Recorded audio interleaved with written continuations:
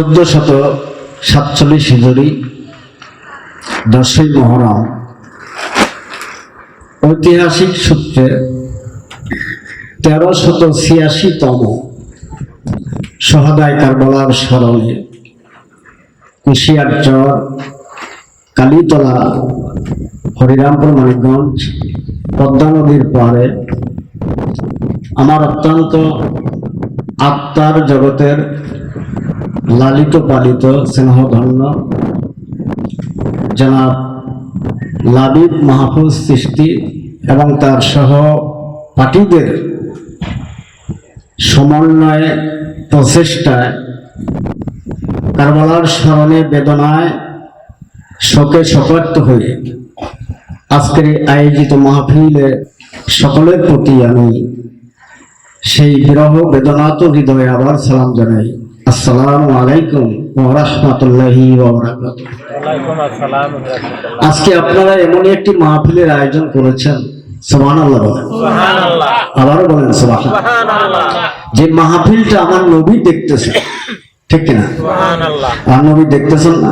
আমার নবী দেখতেছেন, মাওলা আলী দেখতেছেন, খাতুনে জান্নাত দেখতেছেন, ইমাম হাসান হুসাইন দেখতেছেন, বিশ্বের তামাম জিন্দা উলিরাও দেখিতেছেন। বলেন সুবহানাল্লাহ। কার মহব্বতে করতেছি?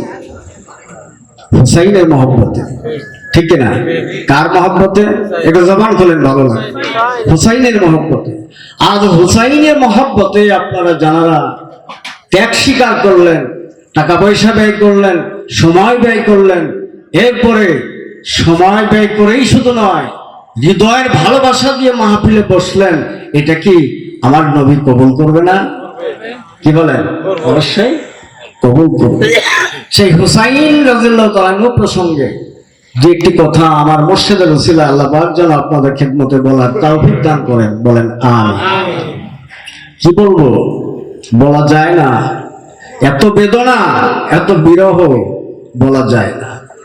তো আমি সূরা শুরার 23 নম্বর হতে একখানা আয়াতে কারিমা তেলাওয়াত করেছি, আর হাদিস শরীফ হতে একখানা ছোট্ট হাদিস তেলাওয়াত করেছি। সেই আঙ্গিকে আলোচনায় যাই।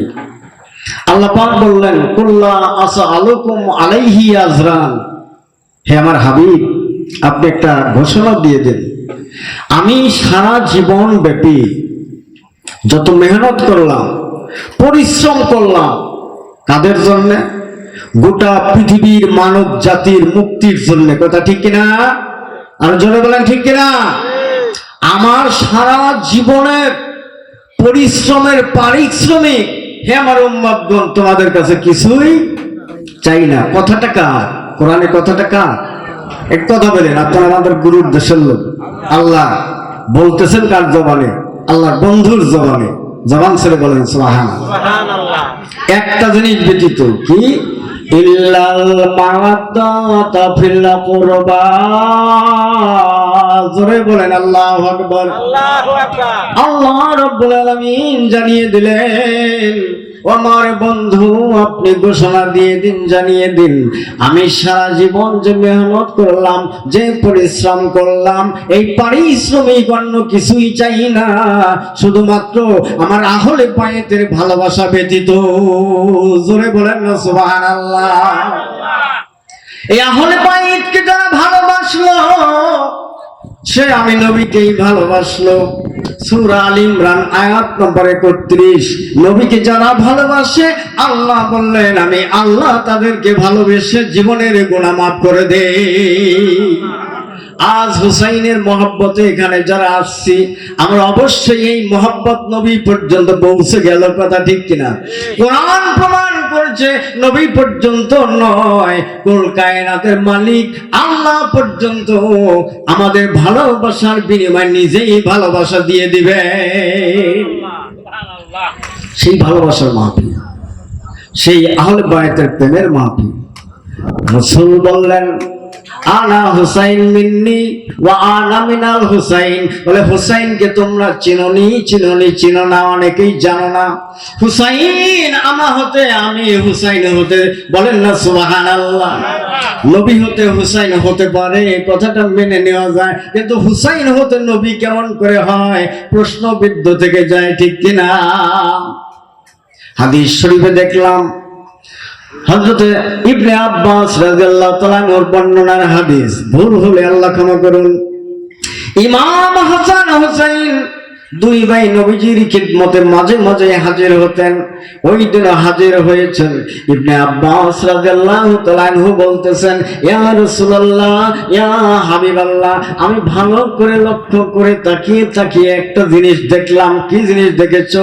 বলে, আপনার দুই নাতি ভাইয়ের অবয়বের দিকে, এই বডির দিকে, শরীরের দিকে তাকিয়ে দেখলাম সিনা মোবারক থেকে উপরের অংশ ইমাম হাসানকে দেখতে আপনার মতো দেখা যায়, এবং সিনা মোবারক হতে নিচের অংশ ইমাম হুসাইনের নিচের অংশ আপনার মতো দেখা যায়। নবীজি বললেন, ও আব্বা শুনে রাখো,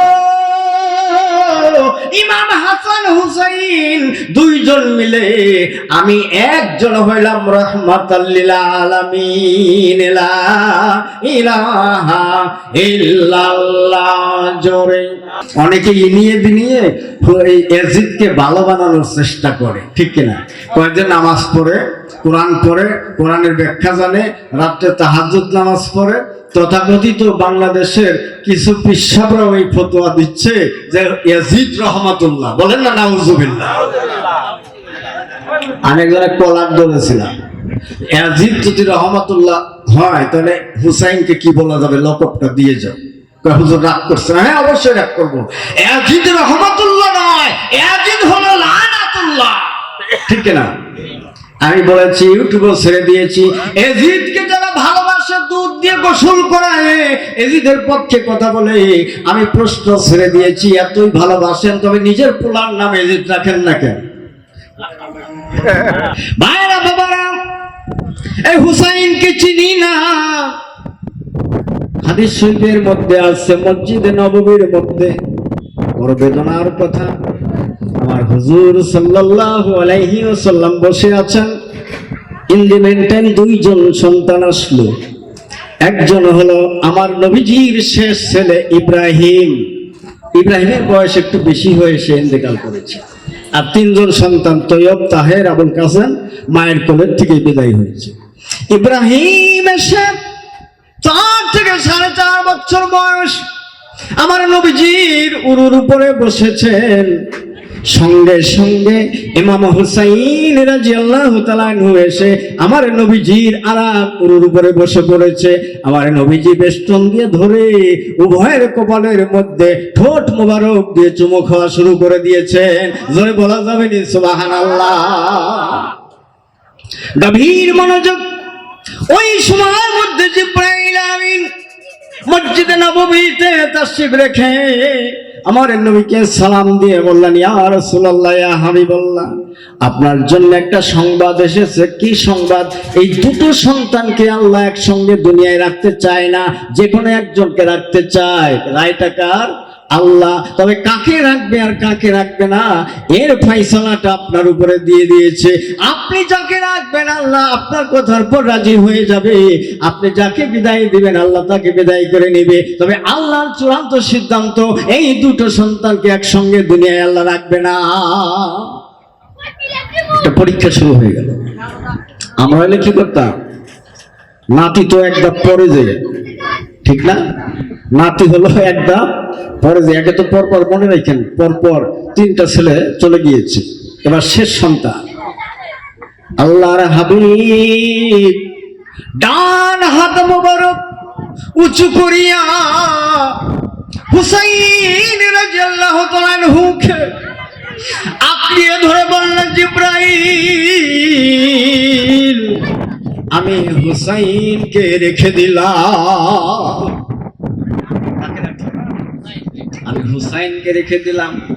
তাফসীর পড়তে গিয়ে, হাদিসের ব্যাখ্যা পড়তে গিয়ে বড় হয়ে গেলাম, মানে ইমোশনাল হয়ে গেলাম। জিবরাইল ফেরেশতা কান্না জুড়ে দিলেন, ইয়া রাসূলুল্লাহ, ইয়া হাবিবাল্লাহ, কেমন কথা হলো? আপনার 3টি ছেলে চলে গিয়েছে, বয়স হয় নাই, এই ছেলেটা একটু বড় হয়েছে, এটা আপনার বংশ পরিক্রমা হবে।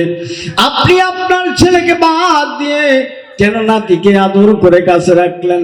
নবীজি বললেন, জিবরাইল রে, আমার অত কষ্ট লাগে ছেলেকে বিদায় দিয়ে, কিন্তু তুমি জানো না আমি হুসাইনকে ছাড়া থাকতে পারি না।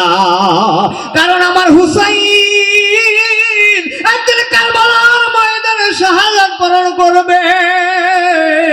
আমার হুসাইনের শরীর থেকে ঝরে যাওয়া রক্তের বিনিময় আমার আহলে বায়তের অনুসারী মুসলমান যারা গুনাহগার হয়ে যাবে, নেকির পাল্লা যাদের হালকা হয়ে যাবে, ওই দিন আমি নবী দুজাহান হুসাইনের রক্ত ওই পাল্লায় দিয়ে তাকে ওজন বেশি বানাইয়া জান্নাতি করতে পারবো। এমন কঠিন কাহিনী, এত নির্মম কাহিনী। 334টা তীর ইমাম হুসাইন রাদিয়াল্লাহু তাআলা আনহুর শরীরের মধ্যে লেগেছিল, 40টি বল্লম লেগেছিল, 30টি তরবারির আঘাত লেগেছিল। তার ভিতর দিয়ে ইমাম হুসাইন বললেন, আমাকে একটু সময় দাও রে সিমর, আমি তার একটু আগে যাই। কারবালার মাঠে যখন উপস্থিত হয়েছিলেন, দেখে লোকজন চতুর্দিকে পায়তারা করে, কেমন কেমন জানি মনে হয়। ইমাম হুসাইন বললেন, তার বিচক্ষণ বোন যাকে নিয়ে ইতিহাস রচনা হয়েছে, জাইনাব বিনতে হযরতে আলী। এই জাইনাব ইমাম হুসাইনকে শুধু ভাই বলতেন না, মওলা বলেও ডাকতেন। বলেন না সুবহানাল্লাহ। মানুষের চেহারার দিকে তাকাইলে সুখে আছে না দুঃখে আছে কিছুটা মালুম করা যায় না? টেনশন থাকলে বোঝা যায় না? অনেকেই বলেন, ভাইরে চা খাইতে আইছিস, তুই টেনশন করছিস কেন, কারণটা কি? জাইনাব বিনতে আলী বললেন, ভাই, ও ভাই, তোমাকে কেন টেনশন যুক্ত দেখা যায়? জাইনাব রে, আমি ফাইসালা এখন দেব না, আমার আর একটু টেস্টের ব্যাপার আছে। কি টেস্টের ব্যাপার? একটা জায়গায় আমি ফাইনাল হয়েছি। আমার নানা জান আজ হতে 50 বছর পূর্বে আমাকে নিয়ে একটা ঘটনা বলতেছিলেন।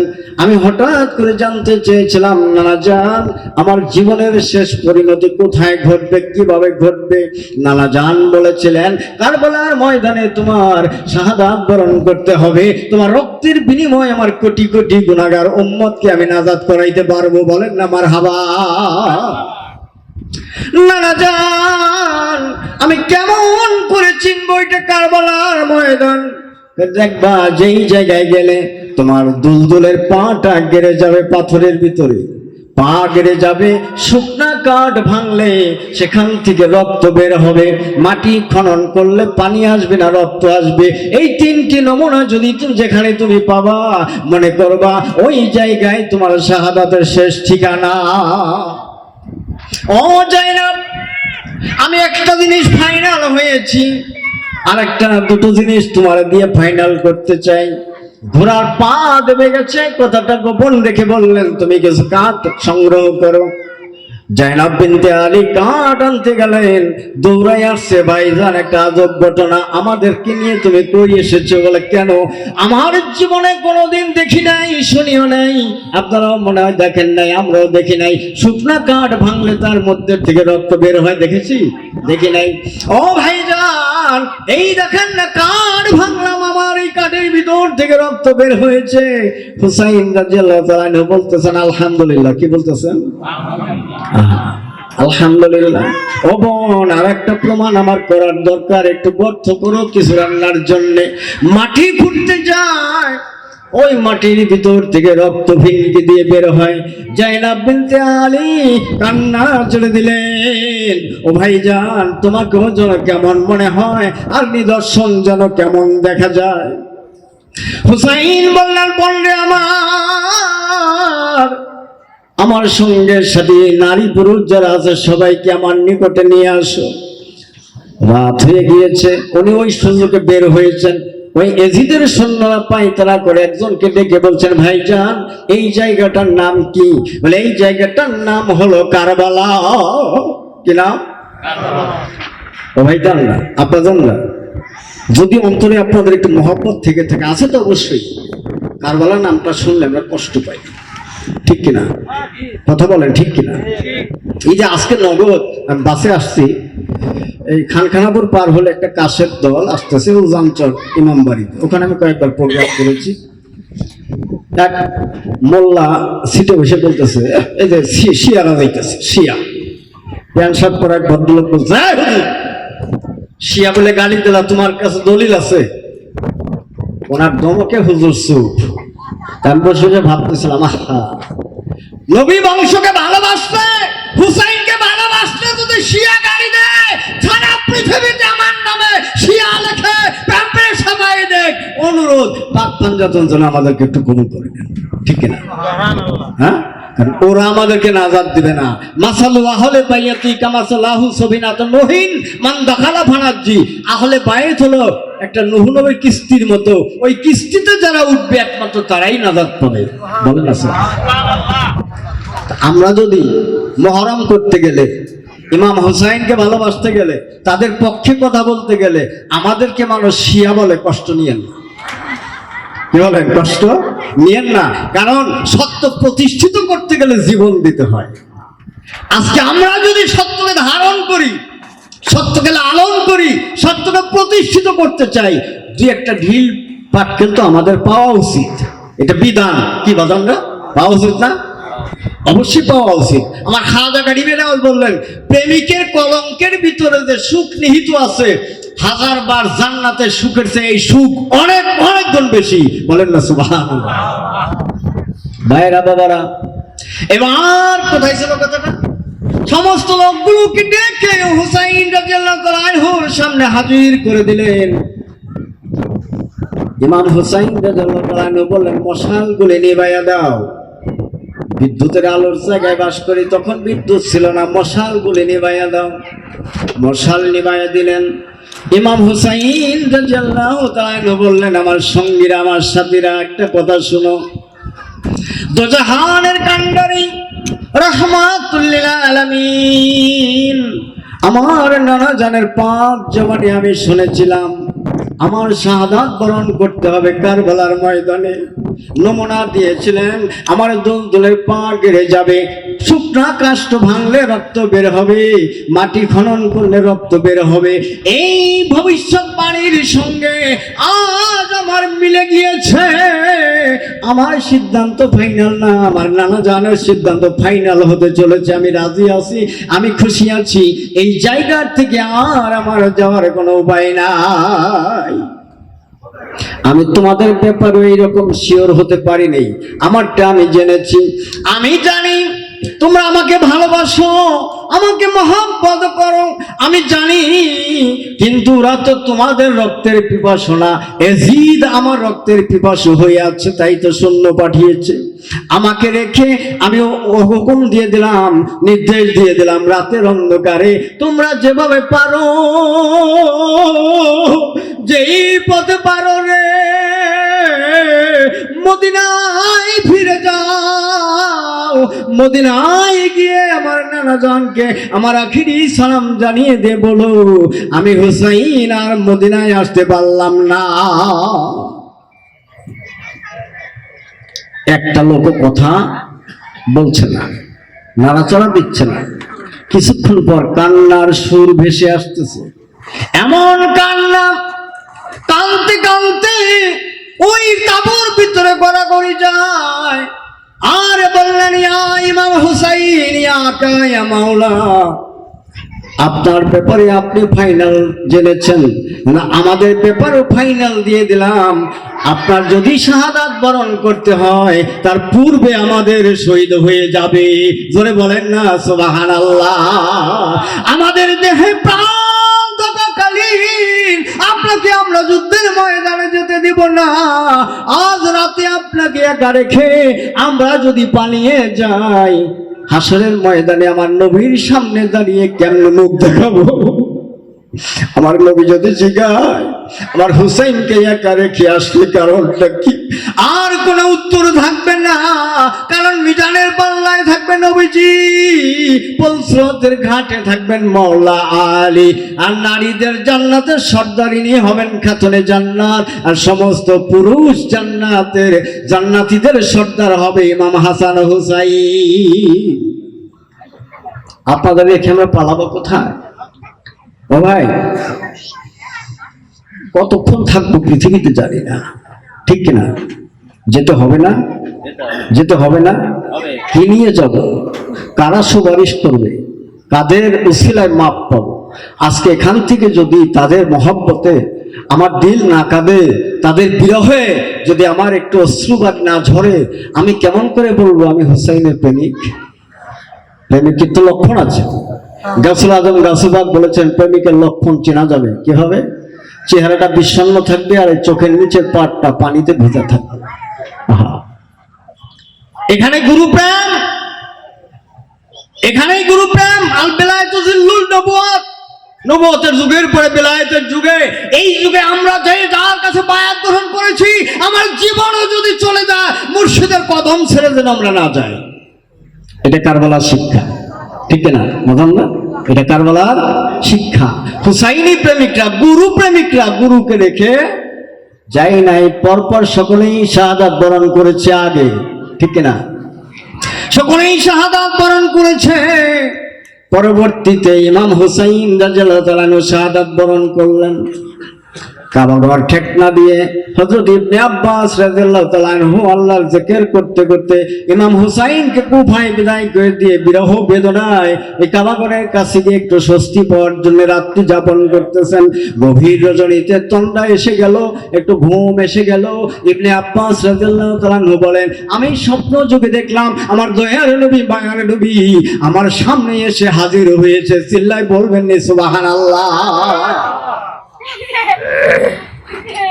আমি চেয়ে দেখলাম আমার নবীজির দাড়ি মুবারকে মাটি মাখানো, ধুলা মাখানো, চুলগুলো এলোমেলো এলোমেলো ময়লা যুক্ত, ধুলাবালি মাখাইছে। আমি শরীরের দিকে তাকিয়ে দেখলাম বুকের মধ্যে তাজা রক্ত দেখা যায়, জুব্বার মধ্যে জামার মধ্যে অনেকগুলো তাজা রক্ত ধরে রেখেছে। আমি ইবনে আব্বাস স্বপ্নের ভিতরে বললাম, ইয়া রাসূলুল্লাহ, ইয়া হাবিবাল্লাহ, ও নবী গো, আপনার এই দুর্দশা হওয়ার কারণটা কি? নবীজি বললেন, ইবনে আব্বাস, ও আব্বাস, তুমি তো জানো আমি নামাজের ভিতরে সিজদায় গেলে যদি আমার হুসাইন এসে আমার ঘাড়ের পর চড়ে বসতেন, আমার আল্লাহ বলতেন, আমার বন্ধুরে হুসাইন ইচ্ছা করে না নামা পর্যন্ত সিজদার থেকে তুমি মাথা উঠাইও না, কারণ তুমি মাথা উঁচু করলে হুসাইন যদি পড়ে যায় কষ্ট পাবে রে, ওই কষ্ট আমি আল্লাহ বরদাস্ত করতে পারি না। আমার সেই হুসাইন আর দুনিয়াতে নাই। ও ইবনে আব্বাস, আমি হুসাইন যখন তাবুর থেকে বের হয়, এদিকে বাহিনী ছিল 30,000। কত? 30,000। আর হুসাইন রাদিয়াল্লাহু তাআলার সঙ্গে ছিলেন মাত্র 72 জন যোদ্ধা। একজন হলো কচি সন্তান, সময় পাবো না ওদিকে যাইতে। এবার চতুর্দিক দিয়ে সৈন্য ঘিরে ফেলে বৃষ্টির মতো তীর মারা শুরু করে দিয়েছে। হুসাইন তরবারি উঁচু করে ডাক দিয়েছিলেন, নানা জান, ইয়া মুহাম্মদ,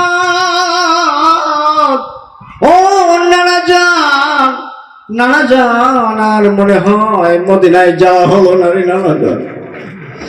স্বপ্নের কথা হাদিস শরীফে আছে। ইবনে আব্বাস রাদিয়াল্লাহু তাআলা বর্ণনা করেন, আমার নবীজি কেঁদে কেঁদে বলছেন, আব্বাস রে, আমার হুসাইন যখন কারবালার থেকে ডাক দিয়েছে, আমি নবী মদিনায় থাকি নাই, কারবালায় গিয়েছিলাম। আমি গিয়ে দেখি আমি একা যাই নাই, খাতুনে জান্নাত কাঁদতেছে। একটা তাফসীরে দেখলাম খাতুনে জান্নাতের হাতে একটা ঝাড়ু। নবীজি জিগাইলেন, ফাতেমা কি করলা? আমার কলিজার টুকরা, আমার কলিজার ধন হুসাইনকে যেই জায়গায় শোয়া জবাই করবে, আমি ঝাড়ু দিয়া ওই জায়গাটা একটু ঝেড়ে মুছে পরিষ্কার করে জান্নাতি বানিয়ে দিয়ে গেলাম।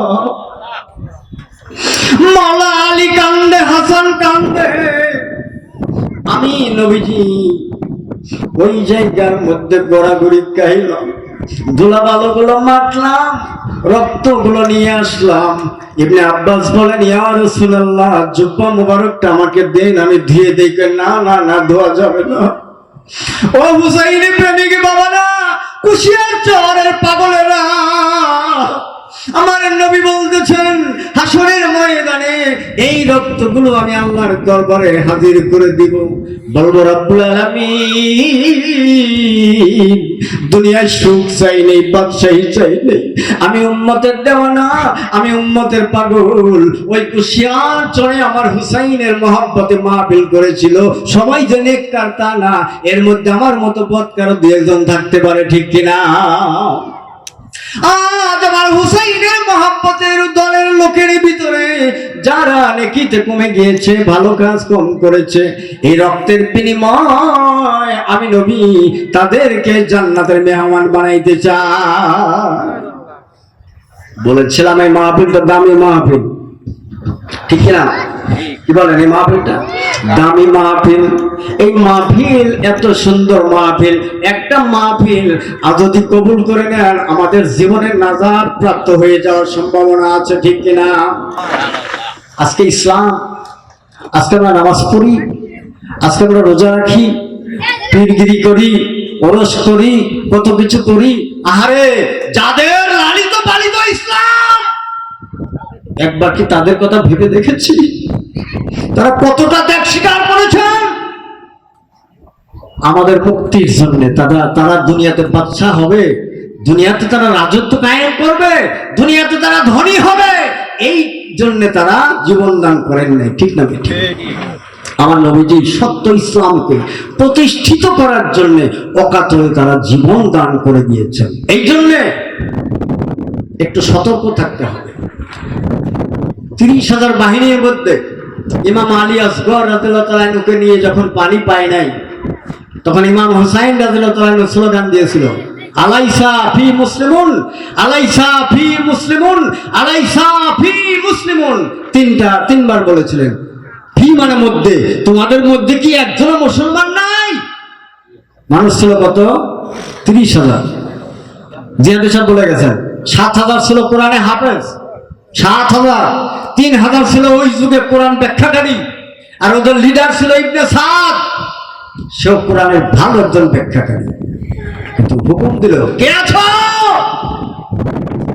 হুসাইনের কণ্ঠ বন্ধ করে দাও, তোমার 50,000 দিরহাম বকশিশ দেবো। বলেন নাউজুবিল্লাহ। হরমলা নামে এক পাপী একটা তীরের ফলকে বিষ মেখে তীর ছুঁড়ে দিল, আলী আসগরের কলিজার মধ্যে এসে লেগে গেল। কে মনে করছেন এইগুলো দেশে লেগে কণ্ঠনালী পর্যন্ত পৌঁছে গেল। ইমাম হুসাইন টান দিয়ে তীরখানা বের করে নেয়, ফিনকি দিয়ে জোরে রক্ত ঝরা শুরু করলো। একটা মূর্তি পাথরের মতো দাঁড়াইয়া, উপরের দিকে দাঁড়াইয়া তাকাইয়া বলছে, আকাশের চন্দ্র তারকা গ্রহ নক্ষত্র সাক্ষী থাকুক, আমি হুসাইন আজকে সন্তানের জন্য এক ফোঁটা চোখের পানি ফেলতে চাই না। বলা যাবে নি সুবহানাল্লাহ? আমি হুসাইন সন্তানের বেদনায় কাঁদতে চাই না। আমি আসগর বললেন, আব্বাজান আপনার বুকের মধ্যে আমাকে একটু জড়িয়ে ধরেন। ইমাম হুসাইন বলল, ও আলী আসগর, তুমি শিশু সন্তান, আমার এই অযোগ্য পিতার বুকের মধ্যে তুমি কি খুঁজে পেলে? তোমাকে পানি পান করাতে এনে আমি তোমাকে বিষাক্ত তীর লাগিয়ে দুনিয়ার থেকে সরিয়ে দিচ্ছি। আমার বুকের মধ্যে তুমি কি পেয়েছো? আলী আসগর বলেন, আব্বাজান আপনার বুকের মধ্যে আমি আমার দয়াল নবীজির ঘিরান খুঁজে পাই। কারণ নবীজির বুক মুবারকের উপরে ইমাম হাসান ইমাম হুসাইন অসংখ্যবার শুয়েছিলেন, ঠিক না? ঠিক। আমি ঘিরান খুঁজে পাই। এবার রক্তমাখা অবস্থায় হাত তুললেন, দেখেন কার মাহফিল করছেন। কারবালার প্রান্তরে মৃত সন্তানের রক্ত, মৃত সন্তান বুকে নিয়ে হাত তুলছে। আল্লাহ, আমি রাহমাতাল লিল আলামিনের নাতি ইমাম হুসাইন এই মৃত সন্তান কোলে করে আমার নানার উম্মতের জন্য হাত উঠাইলাম। আমার নানা জানের উম্মতের গুনাহ মাফ করে দিও। আমার নানা জানকে যারা ভালোবাসে তাদেরকে তুমি মাফ করে দিও। শেষ বিদায় লগ্নে আমাদের জন্য কাঁদে, সন্তান হারাইয়া আমাদের জন্য কাঁদে, সম্পদ হারাইয়া আমাদের জন্য কাঁদে, জীবনের সর্বস্ব বিলাই দিয়ে আমাদের জন্য কাঁদে। আরে আমরা এত বড় মূর্খ, আমরা এত বড় নাদান, আমরা তাদের জন্য একটু কাঁদার সুযোগ পাই না। এই মাস মোমেন আর মুনাফিক চিহ্নিত করে দেয়, ঠিক না? আপনারা জ্ঞানী লোক প্রমাণ পাবেন। একটা হাদিস বলি, ইয়ালি ইয়ালি ইয়ালি, একজন মুসলমান দেখলে মনোযোগী করেন, মুসলমান আসসালামু আলাইকুম বলে তার সামনে বলবেন ইয়া আলী ইয়া আলী ইয়া আলী, 3 বার বলবেন। বলার পরে ওই লোকটা যদি বেজার হয়, মুখ ঘুরে নিয়ে যায়, তাহলে হাদিস বলছে, আমি মুফাজ্জল বলছি না, লাবিব বলছে না, হাদিস বলছে ওই ব্যক্তি মুনাফিক। ওই ব্যক্তি কি? জোরে বলুন, ওই ব্যক্তি কি? মুনাফিক।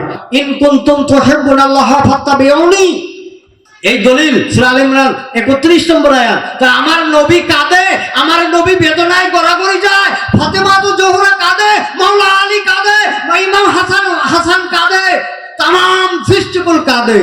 আর বেদ্যভেদ দলের আজকে বড় ফজিলতের রাত। তার অর্থাৎ আমাদের ঈমান যাহাতে ওই দিকে না যায়, এই ঈমান কেনার জন্য ইহুদি নাসারাদের কতগুলো রিপ্রেজেন্টেটিভ, বাংলায় বলে দালাল, এরা খোঁজ দিয়ে দেখবেন, এরা কিন্তু মাথা বিক্রি করে দেওয়া লোক, ঠিক কিনা? পেয়ারে হাজিরিন, এই জন্য মুনাফিক তারাই যারা আহলে বায়াতের কথা শুনলে মুখ ফেরায় না, ঠিক কিনা? কথা বলেন, জোরে বলেন, ভয় পান আপনারা? দলিল দেওয়া লাগে আমরা দেবো, মার খাওয়া লাগে আমরা খাবো, আমাদের রক্ত ঝরে যায় যাক, আমাদের অনুসারীদের গায়ে বাতাস লাগতে দেব না। এটা আমরা জিজ্ঞাসা শরীফ থেকে শিখেছি ইনশাআল্লাহ। মায়েরা, এই জন্য আহলে বায়াতের সঙ্গে মহব্বত করে, ভালোবাসা রাখেন, তারা যে আদর্শ দিয়েছেন সেই আদর্শকে প্রতিষ্ঠিত করেন, এটাই হলো জিন্দা ইসলাম।